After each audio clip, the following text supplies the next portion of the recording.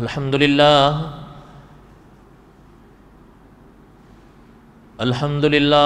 نحمده ونستعینه ونستغفره ونؤمن به ونتوکل علیہ ونعوذ باللہ من شرور انفسنا ومن سیئات اعمالنا من يهده الله فلا مضل له ومن يضلله فلا هادي له ونشهد أن لا إله إلا الله وحده لا شريك له ونشهد أن سيدنا وسندنا ومولانا محمدا عبده ورسوله أما بعد أعوذ بالله من الشيطان الرجيم بسم الله الرحمن الرحيم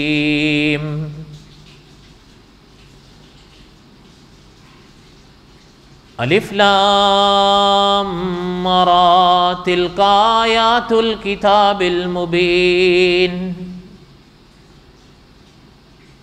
انا انزلناه قرآنا عربيا لعلكم تعقلون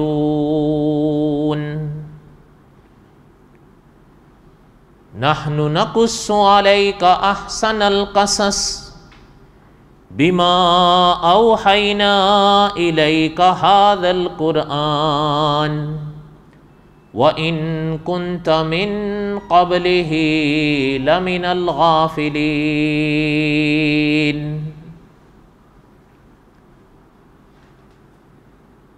وقال الله تعالى في مقام آخر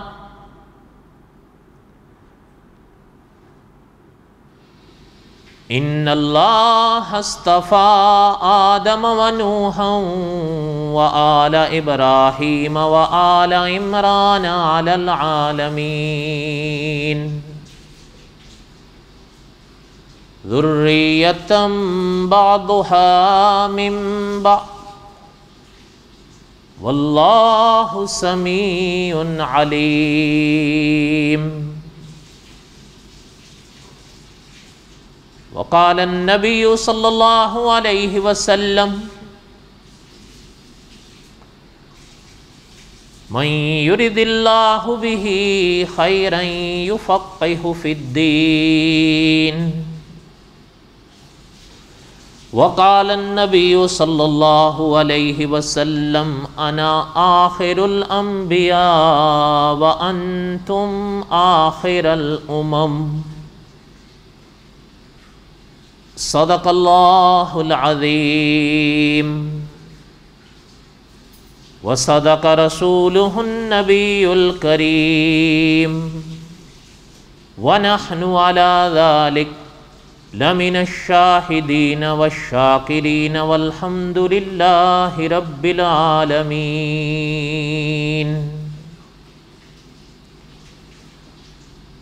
اللہم صلی علی محمد وعلی آل محمد کما صلیت علی ابراہیم وعلی آل ابراہیم انکا حمید مجید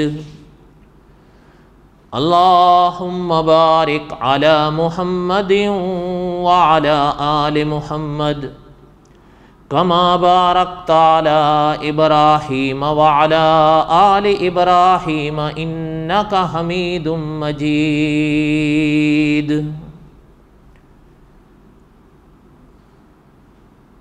ہمہ قسم کی حمد و ثنا اللہ ذات لم یزل لا یزال کی پاک ذات کے لیے، صدق دل سے لا تعداد مرتبہ درود و سلام امام الانبیاء حضرت محمد رسول اللہ صلی اللہ علیہ وسلم کی پاک ذات کے لیے۔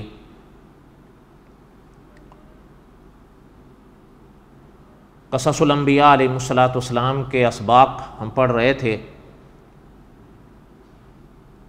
آج تو بس ایسا صحیح سلسلہ ہے، دعا کریں اللہ تعالیٰ آسانیاں فرمائیں۔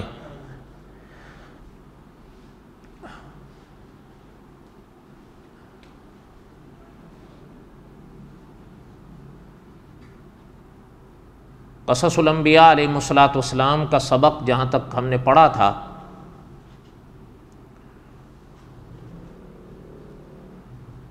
کہ اللہ ذوالجلال والاکرام نے حضرت موسیٰ علیہ السلام کو اور حضرت موسیٰ علیہ السلام کی امت کو، ماننے والی امت کو، دریا سے پار کیا، صحیح سلامت وہ حضرات گزر گئے۔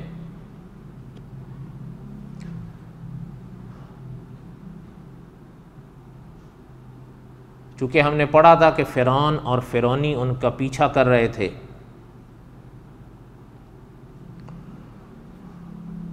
علماء نے لکھا ہے ہزاروں کی تعداد میں، غالباً لاکھوں کی تعداد میں وہ لوگ پیچھے آ رہے تھے۔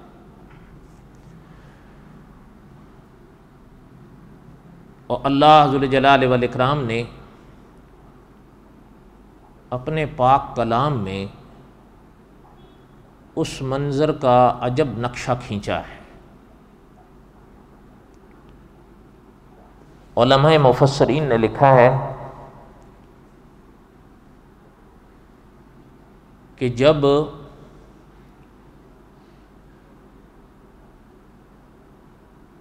مسلمانوں نے اور ان کے جو آخری فرد تھے ان کا آخری قدم بحر کلزم سے نکلا خیر سے، تو فرعون یا فرعونیوں میں سے پہلے کا قدم پڑا۔ علماء نے لکھا ہے پاک کلام کی روشنی میں کہ اللہ کو منظور یہی تھا، کیونکہ اللہ ذوالجلال والاکرام نے حجت تمام کر دی تھی ان پر۔ اب اللہ کو منظور یہی تھا کہ ان کو یعنی فرعون فرعونیوں کو صفحہ ہستی سے مٹانا ہے۔ وَجَاوَزْنَا بِبَنِي إِسْرَائِيلَ الْبَحْرَ فَأَتْبَعَهُمْ فِرْعَوْنُ وَجُنُودُهُ بَغْيًا وَعَدْوًا۔ اللہ تعالیٰ نے قرآن پاک میں ارشاد فرمایا بنی اسرائیل تو پار ہو گئے، اللہ تعالیٰ نے ان کو پار کر دیا۔ اللہ کو منظور یہی تھا ان میں سے ایک بھی نہ جائے اور ان میں سے ایک بھی نہ رہے جو پیچھے آ رہے تھے۔ فَأَتْبَعَهُمْ فِرْعَوْنُ وَجُنُودُهُ بَغْيًا وَعَدْوًا، اللہ نے فرمایا فرعون اور فرعونی بری نیت، برے ارادے سے ان کا پیچھا کرتے ہوئے آئے۔ حَتَّى إِذَا أَدْرَكَهُ الْغَرْقُ، جب اب اس کے غرق ہونے کا وقت آ گیا۔ علماء مفسرین نے لکھا ہے کہ فرعون بھی سواری پر تھا، اس کی فوج بھی سواریوں پر پہنچے۔ اب اس میں صاحب قصص الانبیاء نے لکھا ہے کہ کچھ کتابوں میں ایک عجیب سی بات ملتی ہے کہ جب وہ آئے اور انہوں نے یہ منظر دیکھا کہ یہ تو سارے پار ہو گئے، بلکہ پار ہو رہے ہیں، پار ہو گئے سلامتی کے ساتھ، ان کو تو کچھ بھی نہیں ہوا، تو راستے بنے ہوئے ہیں۔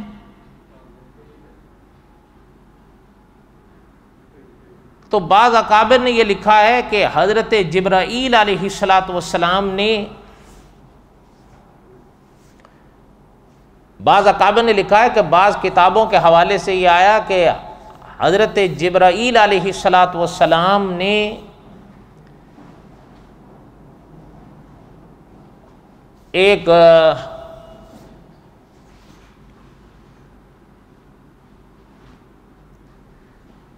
پیشانی سے کر لیں، ہو جائے گا، پیشانی سے ہو جائے گا، ہاں پیشانی سے کر لیں، ہاتھ کا ٹیمپریچر اپ ڈاؤن ہوتا رہتا ہے، دیکھا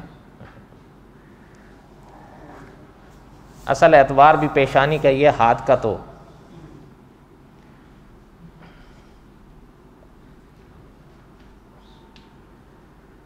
اللہم صلی علی سیدنا و مولانا محمد وعلی آل سیدنا و مولانا محمد وبارک وسلم وصلی علیہ۔ صاحب قصص الانبیاء نے لکھا ہے کہ بعض لوگوں نے یہاں پر ایک عجیب سی بات لکھی ہے کہ جب وہ لوگ وہاں پہنچے فرعون اور فرعونی، تو ایسے نہیں وہ پانی کے اندر داخل ہو گئے، بلکہ انہوں نے لکھا ہے کسی نے کہ حضرت جبرائیل علیہ السلام ایک گھوڑی لائے اور پھر وہ گھوڑی پانی۔ صاحب قصص الانبیاء نے لکھا ہے یہ ساری تعویلیں ہیں۔ اب چلو مان لیا بھئی فرعون کا گھوڑا تو گھوڑی، اللہ معاف فرمائے، گھوڑی کے پیچھے، تو کیا یہ جو باقی ساری لاکھوں فوج تھی یہ بھی پاگل ہو گئی تھی؟ سیدھی بات ہے، اللہ ذوالجلال والاکرام کو منظور یہی تھا کہ جو حضرت موسیٰ علیہ السلام اور حضرت کے ماننے والے ہیں ان میں سے کسی ایک کو کچھ بھی نہ ہو اور فرعون یا فرعونیوں میں سے ایک بھی نہ بچے۔ اللہ کو منظور یہی تھا، اس لیے یہ اللہ کا فیصلہ تھا کہ انہوں نے پانی میں اترنا تھا۔ اب ان کا آخر وقت حتی اذا ادرکہ الغرق، اللہ نے فرمایا جب ان کے غرق کا وہ وقت آ گیا، اس کی علماء مفسرین نے ان پاک جملوں کی تفسیر میں لکھا ہے کہ جب وہ آئے نا عین بحر کلزم کے اس دامن میں، تو وہ جس پانی کو اللہ نے اپنے حکم سے کھڑا کر کے روک رکھا تھا، وَإِذْ فَرَقْنَا بِكُمُ الْبَحْرَ، جب یہ آئے وہ تو پار ہو گئے، جب یہ آئے اور اس دامن میں آئے تو علماء مفسرین نے لکھا ہے کہ اللہ نے اب حکم دے دیا پانی کو کہ اب مل جاؤ۔ وہ پانی کی موجیں جس کے حکم سے کھڑی ہوئی تھیں اسی کے پانی اسی کے حکم سے مل گئیں۔ اب جب مل گئیں تو پھر تو حتی اذا ادرکہ الغرق، جب وہ وقت آ پہنچا، اب اس کو بھی جب پانی کے دھپیڑوں نے لیا تو اللہ تعالیٰ بس معاف فرمائیں۔ قال آمنت انہ لا الہ الا الذی آمنت بہ بنو اسرائیل وانا من المسلمین۔ اب وہ موقع یاد آیا اس کو جس کے لیے مدتوں پیغمبر علیہ السلام اس کو دعوت دیتے رہے، سمجھاتے رہے، اور حضرت موسیٰ علیہ السلام کے معجزات اس نے دیکھے، حضرت ہارون علیہ السلام کی تقاریر اس نے سنی۔ آپ کو یاد ہوگا کہ مومن من آل فرعون نے اس کو کیسے سمجھایا تھا، نہیں مان رہا، اب جب پانی کی موجوں میں اب سمجھ میں آیا اس کو۔ حتی اذا ادرکہ الغرق، جب وہ موقع اس کا آ پہنچا، قال آمنت انہ لا الہ الا الذی آمنت بہ بنو اسرائیل وانا من المسلمین۔ مولانا ادریس کاندلوی رحمۃ اللہ علیہ نے پاک آیت کی تفسیر کے موقع پہ لکھا ہے کہ غور فرمائیں، اس نے اس ایک موقع پر مبالغے کے ساتھ 3 طرح کے اظہار کیے ہیں، ایک بھی نہیں کہ ایک لفظ سے اظہار کر، نہیں، 3 طرح کے، اور وہ بھی مبالغوں کے ساتھ بالکل کھل کر۔ کہتا ہے کہ میں اس رب پر ایمان اب لاتا ہوں کہ جس کے سوا کوئی معبود برحق نہیں۔ پھر کہتا ہے اس رب پر جس پر بنی اسرائیل ایمان لائے ہیں۔ پھر کہتا ہے اس پر بھی اکتفا، پھر بھی نہیں، پھر آخری دفعہ یہ بھی کہتا وَأَنَا مِنَ الْمُسْلِمِينَ، اب میں مسلمان ہوتا ہوں۔ لیکن علماء مفسرین نے لکھا ہے کہ اللہ ذوالجلال والاکرام نے جو یہ باتیں کہی نا اس نے، تو اللہ نے اس کے جواب میں ارشاد فرمایا الآن، ہونی یاد آئے۔ علماء پنجاب اس جملے کا معنی یہ کرتے ہیں، وہ بالکل بجا کرتے ہیں، اور سجدہ بھی عجب رنگ سے ہے۔ الآن، ہونی یاد آئے۔ وَقَدْ عَصَيْتَ قَبْلُ وَكُنْتَ مِنَ الْمُفْسِدِينَ، اس سے پہلے فساد ہی مچاتا رہا، اس سے پہلے تیرے جیسا فسادی کوئی نہیں آیا، کبھی کہتا تھا میں خدا ہوں، کبھی کہتا تھا وہ جادوگر ہیں میرے بھیجے ہوئے، کبھی کہتا تھا کہ ان کے جو معجزات دیکھ رہا ہوں سب جادو ہیں، کبھی کہتا تھا وہ جھوٹے ہیں، نعوذ باللہ۔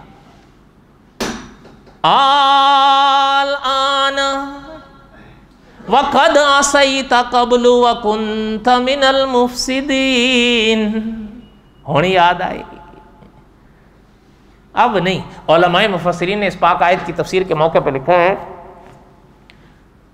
کہ اصل میں اب وہ وقت گزر گیا تھا ایمان لانے کا۔ علماء نے لکھا ہے کہ یہ جو موقع اس پر آیا تھا جس پر اس نے عقیدے کا اظہار کر دیا نا، یہ بعد از وقت تھا۔ قبل از وقت ہوتا تو وہ پاک ذات کے توبہ کے دروازے کھلے ہوئے ہیں، لیکن اس کا اقرار اب یہ بعد از وقت تھا، اس وقت کے عقیدے کو اللہ قبول نہیں فرماتے۔ ایک بات یہ چیز ذہن میں رکھیں۔ دوسری بات، آپ صلی اللہ علیہ وسلم کی پاک حدیث ہے، وہ بڑی مشہور ہے، آپ نے بھی سن رکھی ہوگی کہ غرغرہ کا جب سمے شروع ہوتا ہے، اس وقت کی توبہ یا اس وقت کا عقیدہ اللہ کی بارگاہ میں قبول نہیں ہوتا۔ علماء نے یہ اسی باب میں لکھا ہے کہ اس کا وہ وقت تو گزر گیا، ہمارے پاس ابھی وقت ہے اور وہ وقت آنے والا ہے کہ جس کے لیے حدیث میں فرمایا گیا جب غرغرے کا وقت شروع ہوتا ہے ختم، وہ نہیں ہوگا۔ غرغرہ علماء نے تین طرح سے اس کے معنی کو سمجھایا ہے، تین طرح سے اس کے معنی کو سمجھایا ہے۔ اخیر جب وقت ہوتا ہے، اعظم بھائی آپ ادھر آ جائیں، یہ جو نشان ہے نا تو چلیں اس کے ساتھ گیپ ہو جائے گا۔ علماء نے لکھا ہے کہ تین طرح سے اس کے معنی کو علماء نے لکھا، یہ جو غرغرے کا وقت ہوتا ہے، اخیر جب وقت آتا ہے تو محدث حرم فرماتے ہیں کہ جب کوئی سامنے اپنے پانی ڈالتے ہیں تو وہ پانی بیچارے پریشان ہوتے ہیں، پانی جو ڈالتے ہیں تو وہ پانی غرغر کر کر باہر آ جاتا ہے، وہ اندر نہیں جاتا، یہ وقت ہے۔ دوسرا معنی علماء نے لکھا بالکل یہی ہے، کھولا اور کہ جب اس جہان اور اس جہان کے بیچ کا پردہ اٹھنے لگتا ہے، کیونکہ اس جہان اور اس جہان کے درمیان میں قدرت نے ایک پردہ رکھا ہوا ہے، برزخ الی یوم یبعثون، یہ پردہ ہے جو بچھا ہوا ہے اور یہ پردہ قدرت نے بچھایا ہے۔ یہی وجہ ہے کہ اس جہان کے منظر ہم دیکھ نہیں پاتے، اگر وہ ہم دیکھ لیں تو پھر تو میرا اور آپ کا ایمان ہی نہیں رہے گا، پھر تو دیکھ لیں گے نا، پھر تو ہم سجدے سے اٹھیں گے ہی نہیں، اور زبردستی کے ایمان اللہ قبول نہیں فرماتے، کیونکہ پھر تو مسئلہ ہی ختم ہو گیا نا۔ امام ابن کثیر رحمۃ اللہ علیہ نے لکھا کہ جب وہ پردہ اٹھتا ہے اور اس جہان کے فرشتے لینے آ جاتے ہیں، پھر تو دودھ کا دودھ اور پانی کا پانی سامنے آ جاتا، آپ کیا مانیں گا؟ علماء نے لکھا اس نے بھی جو یہ کہا اس کا یہی مرحلہ تھا، اس لیے اللہ نے اس کے عقیدے کو قبول نہیں فرمایا۔ بات سمجھ آئی؟ آخر میں، ورنہ میں نے ابھی عرض کیا مولانا ادریس کاندلوی رحمۃ اللہ نے لکھا ہے کہ تین طرح مبالغے کے ساتھ اس نے اپنے عقیدے کا اظہار کیا، بلکہ سچ پوچھیں جب اس جہان کا پردہ اٹھے گا نا، پھر تو آپ اور میں بھی یہ کہیں گے کہ بس اب سجدے سے سر اٹھانا ہی نہیں۔ آپ قرآن کو پڑھیں، اس جہان میں کچھ ایسے لوگ بھی ظاہر ہوں گے کہ خدا کی تجلی کو دیکھ کے کہیں گے اب سجدہ کرتے ہیں، اللہ ذوالجلال والاکرام ان کی اس پیٹھ کو تختہ بنا دیں گے، وہ یوں ہو ہی نہیں سکیں گے۔ اس کی وجہ یہی ہے کہ اللہ ذوالجلال والاکرام کے پاک فرمان کا معنی یہ ہے کہ دارالعمل پیچھے گیا، اب دارالجزا ہے، اب سجدے کیوں کر رہے ہو؟ اب تو سب کچھ دیکھنے کے بعد اب تو کر نہیں کرنے ہیں۔ اور میں نے عرض کیا علماء لکھتے ہیں مجبوری کے سودے اللہ منظور نہیں فرماتے، اس سے کرو جس کو دل کہتے ہیں، اس کی لگن سے کرو، وہ وقت غرغرے کے آنے سے پہلے کرو، ورنہ اس نے بھی کتنا کھل کر تین طرح سے اس نے کہا کہ میں مانتا ہوں حتی اذا ادرکہ الغرق، اس کا جب وہ وقت آیا قال آمنت انہ لا الہ الا الذی آمنت بہ بنو اسرائیل وانا من المسلمین، اب سدھرتا ہوں۔ لیکن اللہ نے اس کی باتوں کے جواب میں فرمایا الآن ہوں یاد آئے وَقَدْ عَصَيْتَ قَبْلُ وَكُنْتَ مِنَ الْمُفْسِدِينَ، اس سے پہلے تیرے جیسا فسادی کوئی نہیں تھا.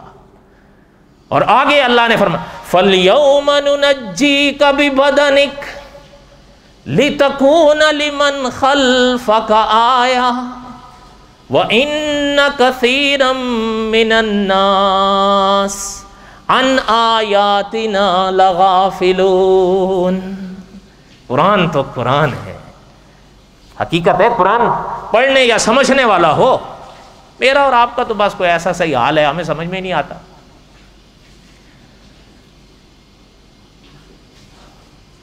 اللہ نے فرمایا فَالْيَوْمَ نُنَجِّيكَ بِبَدَنِكَ، آج ہم تیرے جسم کو سلامت رکھیں گے. اس کا تھوڑا سا معنی سمجھ لیں. قرآن دھیان اب میری طرف رہے، دھیان نہ ہٹے، اور دعا کریں ان سب چیزوں سے بھی جان چھوٹے ہیں. ایک عجیب بلا ہے.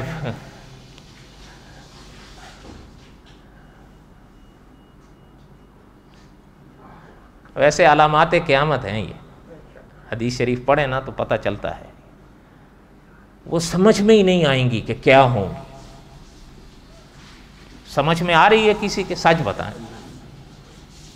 1 سال ہو گیا، سارے علم دھرے کے دھرے رہ گئے ہیں، سارے تجربے دھرے کے دھرے رہ گئے، ساری میڈیکل سائنس دھری کی دھری رہ گئی ہے. اور پتہ ہے یہ اب آپ کے شاید علم میں ہوگا، یعنی اس دن مجھے ایک استاد بتا رہے تھے کہ وہ بڑے پڑھے لکھے یہاں کے، وہ بتا رہے تھے کہ ان کا نقطہ یہ ہے کہ یہ رخ بدل بدل کے آ رہی ہے. یہ نہیں ہے کہ جو ابتدا میں تھی وہ اوسط میں یا وہ اب ہے. پہلے کچھ اور تھی، بعد میں کچھ اور، اب کچھ اور ہے.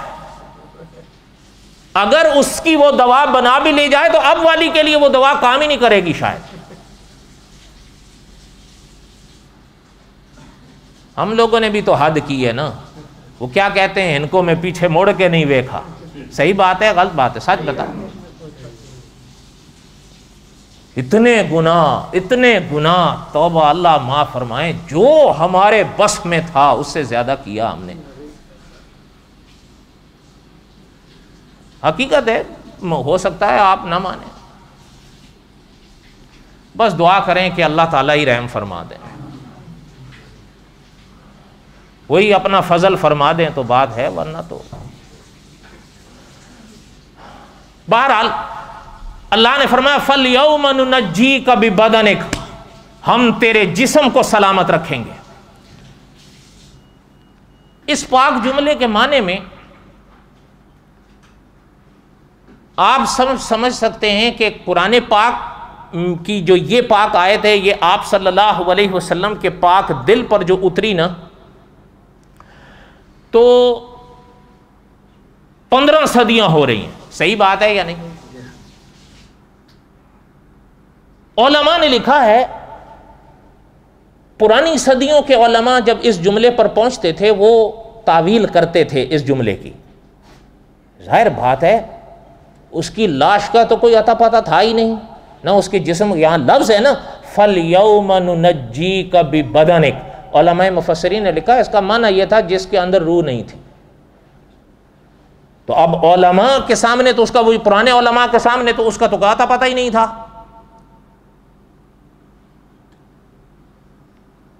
مفتی اعظم ہند و پاک محمد شفیع صاحب رحمۃ اللہ علیہ نے لکھا ہے اس پاک آیت کی تفسیر میں، اور دوسرے علماء نے بھی لکھا ہے کہ جب یہ وہاں غرق ہوا نا تو بنی اسرائیل کو یقین نہیں آ رہا تھا. ظاہر بات ہے وہ صدیوں اس کی غلامی میں پسے ہوئے تھے، ان کے لیے تو یہ ماننا کہ وہ مر گیا آسان کام نہیں تھا. ان کے سے یہ بات ان کے یقین میں نہیں بیٹھ پا رہی تھی. بلکہ صاحب قصص الانبیاء نے لکھا ہے کہ اگر یہ جو تھوڑی سی جگہ خالی ہے وہاں اگر ایک آدھ بیٹھ جائے تو تھوڑا کھل ہو جائے گا اور بہتر رہے گا. کوئی ایک آدھ اگر پیچھے تھوڑا بیٹھ جائے، کیونکہ وہ جگہ ایک دم خالی اور آگے بھرتا جا رہا ہے تو کوئی ایسا مسئلہ نہ ہو. یہ جو کالے نشان ہیں اس کو فالو کریں آپ حضرات جیسے بھی ہو.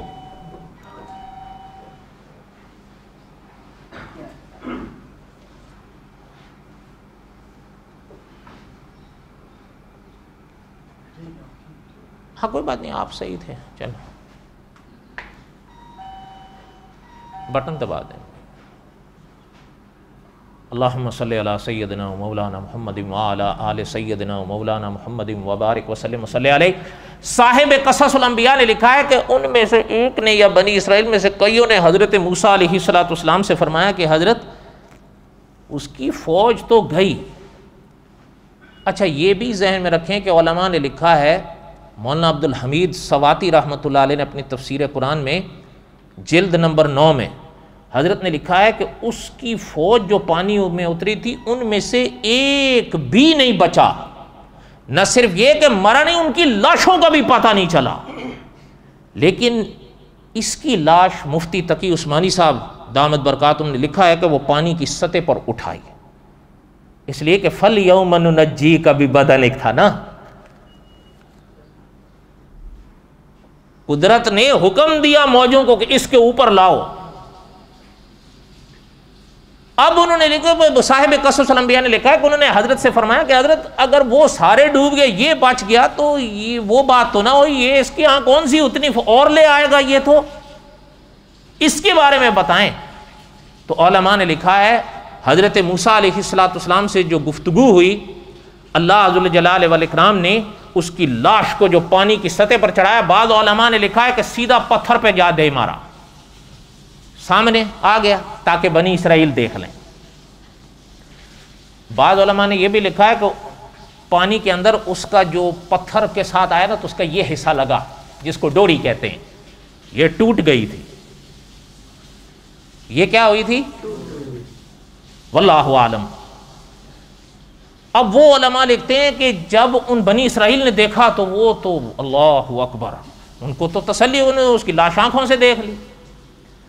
لیکن اس کے بعد مفتی شفیع صاحب رحمۃ اللہ علیہ نے لکھا ہے کہ پھر نہیں پتہ چلتا کہ اس کی لاش گئی کہاں۔ حضرت موسیٰ علیہ السلام تو بنی اسرائیل کو لے کر آگے بڑھ گئے، وہ ابھی انشاءاللہ ہم آگے یہ باب پورا ہو جائے گا تو پھر پڑھیں گے انشاءاللہ، کیونکہ حضرت موسیٰ علیہ السلام کی زندگی کو مولانا پالن حقانی رحمۃ اللہ علیہ نے 2 بڑے حصوں میں تقسیم کیا ہے۔ ایک حصہ یہاں یہ جو فرعون والا قصے پر ہے نا، یہ تقریباً پورا ہو رہا ہے انشاءاللہ۔ اس کے بعد دوسرا حصہ شروع ہوگا جسے بنی اسرائیل کے ساتھ کہا جاتا ہے۔ حضرت موسیٰ تو بنی اسرائیل کو لے کر آگے بڑھ گئے۔ مفتی شفیع صاحب رحمۃ اللہ نے لکھا کہ وہاں تک تو تاریخ کی کتابوں سے پتہ چلتا ہے کہ بنی اسرائیل نے اس کی لاش کو دیکھا اور آگے بڑھ گئے شکر کر کے، لیکن اس کے بعد کہاں گئی یہ کوئی پتہ نہیں چلا۔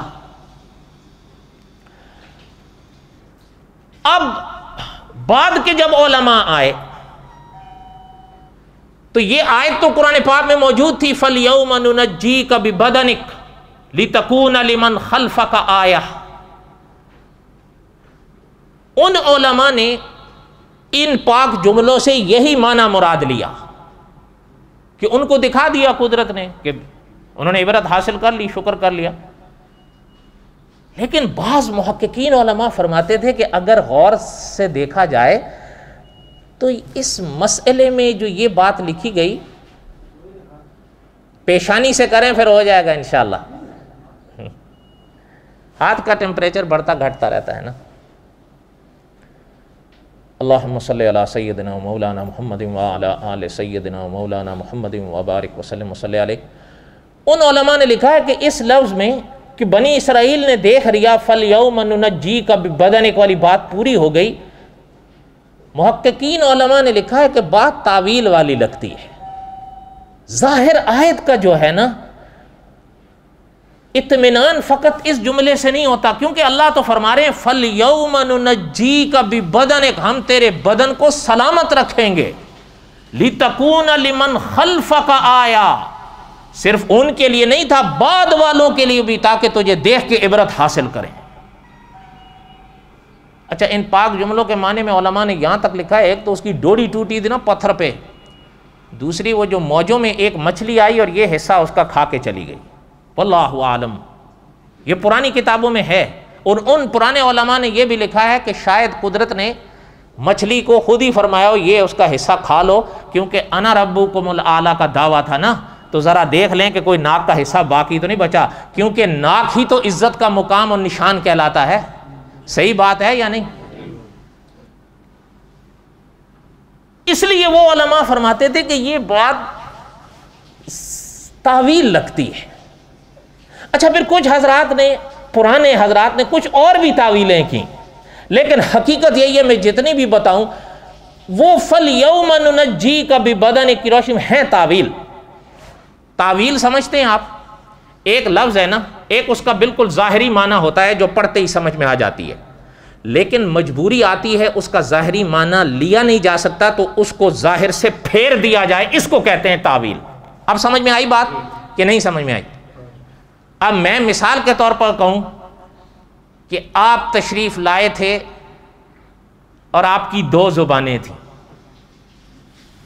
اس کا ظاہر مراد لیا جا سکتا ہے؟ آپ بتاؤ، کوئی لے ہی نہیں پایا، وہ کہے گا یار اللہ کے بندے 2 زبانیں تو آج تک کسی کی نہیں دیکھی ہیں، ظاہر بات ہے اس کا وہ معنی تو نہیں۔ یہاں پہ معنی یہ ہے کہ میرے آگے کوئی استبار ہو، تو یہ اب ظاہر سے پھیر دیا گیا یا نہیں؟ اس لیے اس کو کہتے ہیں تاویل، کہ ایک لفظ ظاہری معنی میں آ رہا ہو لیکن کوئی مجبوری اس کا ظاہری معنی لینے نہ دے، تو جب ظاہری معنی لینے دے تو ظاہر بات ہے تاویل کرنی پڑے گی۔ جو تاویل کی جاتی ہے اس کے معنی کو ظاہر سے پھیرا جاتا ہے، اسی کو تاویل کہتے ہیں۔ وہ علماء تاویل کرتے تھے، وہ فرماتے تھے یہ بہرحال محققین علماء فرماتے تھے دل مطمئن نہیں ہے۔ چلتے چلتے آئی 13ویں صدی، تقریباً کم و بیش بعض علماء نے لکھا ہے 100 سال، بعض علماء نے لکھا ہے 125 سال، اور بعض علماء نے ایک لحاظ سے یہ بھی لکھا ہے سن 1904 عیسوی تھا۔ ابھی کہاں ہیں ہم؟ سن 2000 ہو گیا نا، تو 125 سال تو میرے حال میں لگ بھگ ہو گیا۔ کیا خیال ہے؟ انہوں نے لکھا ہے جب 125 سال آیا تو قاہرہ میں جب تک رہے مسلمان، ان عالم نے لکھا ہے اصل میں مسلمانوں نے تو اس طرف کوئی دھیان نہیں دیا۔ اب کوئی اس پہ ناراض ہو یا برا منائے، بہرحال لکھا ہوا یہی ہے کتابوں میں، اب کیا کہیں، ہو سکتا ہے ان کی توجہ نہ گئی ہو یا ضرورت نہ سمجھی ہو، واللہ عالم، کچھ کہہ نہیں سکتے۔ پیچھے آ گیا یورپ، آپ کے علم میں ہوگا نا، پیچھے پلٹیں تو جنگ عظیم دوم، اس سے پیچھے پلٹیں تو جنگ عظیم، یہ وہی زمانہ تھا اس سے پہلے کا، اللہ تعالیٰ معاف فرمائے۔ علماء نے لکھا ہے جب یہ آیا نا وہ زمانہ لگ بھگ سن 1904 عیسوی کا، قاہرہ میں آ گئے یورپ والے، تو دیکھیں مولانا امین اکاڑوی رحمۃ اللہ علیہ فرمایا کرتے تھے کہ خوبی مان لینی چاہیے چاہے غیر میں بھی ہو۔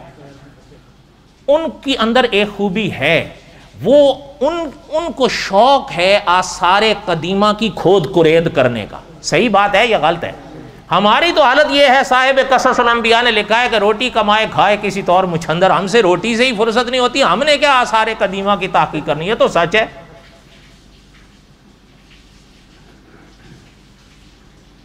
ہمارا تو بس اللہ ہی حافظ ہے، ہمارا تو یہ حال ہے۔ ان میں ٹھیک ہے وہ غیر ہیں، اس حوالے سے تو ہم یہ نہیں کہتے، لیکن ان کے اندر کوئی خوبیاں بھی ہیں۔ وہ آئے، انہوں نے فرائنہ کی لاشیں کھودنا شروع کر دیں۔ علماء نے لکھا ہے قاہرہ والوں کی ایک عادت تھی، مصر والوں کی، ان کے ہاں جب بڑے لوگ اس طرح کے مرتے تھے نا فرائنہ، وہ اس کو حنوط کر کے ایک تابوت میں ڈال دیتے تھے، اس میں ڈالتے تھے اور اس تابوت کے اوپر پوری اس کی تاریخ لکھ دیتے تھے کہ یہ کون ہے، اس نے کیا کیا ہے۔ اس کے بعد وہ اس کے تابوت کو، اس کی لاش کو ایک طاق کے اندر رکھ کے اس کو بند کر دیتے تھے۔ علماء تاریخ نے لکھا ایک نہیں، انہوں نے سینکڑوں لاشوں کے ساتھ ایسا کیا۔ جب یورپ والے آئے، انہوں نے جب اہرام مصر کو کھودا، ان کو فرائنہ نکلنے شروع ہو گئے، فرائنہ نکلنے شروع، چلتے چلتے ان میں ایک لاش ان کے ہاتھ آئی، انہوں نے اس کے اوپر دیکھا کہ یہ اپنے زمانے میں رامسیس دوم کہلاتا تھا۔ مولانا محمد اسلم شیخو پوری رحمۃ اللہ علیہ نے لکھا ہے جب انہوں نے تحقیق کی اہل یورپ نے، تو اس کا وہی زمانہ تھا جو حضرت موسیٰ کی حیات کا زمانہ تھا۔ ایک بات، دوسری بات، انہوں نے جو اس کے جسم کو ٹٹولا، اس کے جسم کے اندر پانی کا نمک بھرا ہوا تھا، اتنا بھرا ہوا تھا کہ اندر سے لے کر باہر تک وہ پورے جسم کو لپالپ بھرا ہوا تھا۔ انہوں نے فیصلہ کیا ہے کہ یہ ثبوت ہے اس بات کا کہ یہ پانی میں مرا ہے، تو پھر فَالْيَوْمَ نُنَجِّيكَ بِبَدَنِكَ لِتَكُونَ لِمَنْ خَلْفَكَ آیا، جو حضرت محمد رسول اللہ نے یہ آیت پیش کی ہے، یہ آیت 14ویں صدی میں، اس وقت 14ویں صدی تھی نا، 13ویں صدی تھی، فرمایا یہ آیت رخ روشن نور کی طرح سامنے آ گئی ہے، یہی ہے وہ۔ اور فَالْيَوْمَ نُنَجِّيكَ بِبَدَنِكَ لِتَكُونَ لِمَنْ خَلْفَكَ آیا، جو اللہ نے فرمایا ہے، یہ زندہ ثبوت اس جملے کا یہ پڑا ہوا ہے۔ تب سے اس کو قاہرہ میں رکھ دیا گیا، اس کو لندن والے بھی لے گئے تھے، پھر غالباً لے آیا گیا، اب بھی وہیں ہے۔ اس لیے علماء، جو بعد کے علماء آئے، انہوں نے فرمایا کہ پہلے سالی تعویلیں تھیں، یہ جو اللہ نے فرمایا فَالْيَوْمَ نُنَجِّيكَ بِبَدَنِكَ، ہم تیرے جسم کو سلامت رکھیں گے، لِتَكُونَ لِمَنْ خَلْفَكَ آیا، بعد میں آنے والوں کے لیے، تاکہ تجھے دیکھ کر عبرت حاصل کریں کہ جو کہتا تھا انا ربکم الاعلی، اس کا حال یہ ہے کہ زمین کے 2 گز اس کو نصیب نہیں ہوئے۔ لیکن آگے اللہ نے خود فرمایا وَإِنَّ كَثِيرًا مِّنَ النَّاسِ عَنْ آيَاتِنَا لَغَافِلُونَ، اللہ نے فرمایا لوگوں میں اکثر ایسے ہی ہیں، ہماری نشان یہ دیکھتے ہیں لیکن سبق حاصل نہیں کرتے۔ بات سمجھ آئی؟ اس لیے علماء کا فیصلہ یہ ہے، اور مفتی تقی عثمانی صاحب نے لکھا ہے کہ اگر یہ تحقیق صحیح ہے تو یہ کلام پاک کی آیت قرآن کی حقانیت کے دلائل میں سے ایک واضح دلیل ہے، اس لیے کہ جب یہ پاک آیت حضور صلی اللہ علیہ وسلم کے پاک دل پر اتری تھی، اس زمانے میں کسی کو نہیں پتا تھا کہ فرعون کی لاش سلامت ہے بھی یا نہیں، یہ تو اب کی تحقیق ہے، لیکن جو ان کے بس میں تھا انہوں نے واضح کر کے رکھ دیا ہے کہ بھئی یہ وہی لاش ہے، اس لیے کہ اور کسی فرعون کے ساتھ یہ چیز پیش نہیں آئی، اور صرف فرعون کی تاریخ رامسیس دوم کی ہے کہ وہ پانی میں غرق ہوا تھا اور اس کا جسم سارا پانی کے نمک سے بھرا ہوا ہے۔ فَالْيَوْمَ نُنَجِّيكَ بِبَدَنِكَ، اس لیے علماء نے لکھا ہے حضرت محمد الرسول اللہ صلی اللہ علیہ وسلم کے پاک دل پر یہ سارا خزانہ اتارنے والی وہ ذات ہے۔ آپ حیران ہوں گے، علماء نے لکھا ہے یہ جو جملہ تھا نا جو فرعون نے کہا تھا اس وقت آخر وقت میں، قَالَ آمَنْتُ أَنَّهُ لَا إِلَهَ إِلَّا الَّذِي آمَنَتْ بِهِ بَنُو إِسْرَائِيلَ وَأَنَا مِنَ الْمُسْلِمِينَ۔ علماء نے لکھا ہے یہ جو جملہ تھا اس کا یہ علم غیب میں سے ہے، یہ غیب کی خبر ہے، یہ غیب کی خبر ہے، ورنہ سوائے اللہ کے کسی کو نہیں پتا تھا وہ ان موجوں میں کیا کہہ رہا۔ بنی اسرائیل تو پار ہو گئے تھے، اس والے تو خود ہی ڈوب گئے تھے، ان کو کیا پتا وہ کیا کہہ رہا ہے۔ اس لیے علماء نے لکھا ہے یہ غیب کی خبر تھی جو اللہ نے اپنے نبی کو بتائی کہ میرے نبی آخر میں تو مان گیا تھا لیکن ہم نے یہ جواب دیا آن ہونے یاد آئے۔ آپ حیران ہوں گے، حضور صلی اللہ علیہ وسلم نے اس موقع پہ فرمایا، ایک دفعہ ہمیں حضرت جبرائیل علیہ السلام نے یہ قصہ خود سنایا حضور کو۔ حضور نے فرمایا ہم سے جبرائیل امین نے فرمایا کہ آقا جس وقت اس نے یہ جملے کہے ہم اس وقت وہاں موجود تھے، ہم نے پانی کا کیچڑ اٹھا کے اس کے منہ میں دے مارا۔ حضور نے فرمایا جبرائیل یہ کیوں کیا؟ فرمایا اللہ آقا اس لیے کیا کہ اللہ کی رحمت کو کہیں جوش نہ آ جائے، یہ اگر اس موقع پہ بخشا گیا تو پھر تو سب کے لیے راہیں کھل جائیں گی۔ اس لیے کہ یہ جس وقت وہ مان رہا تھا وہ وقت ایمان کا گزر چکا تھا۔ وما علینا الا البلاغ المبین۔ انشاءاللہ بقایا آئندہ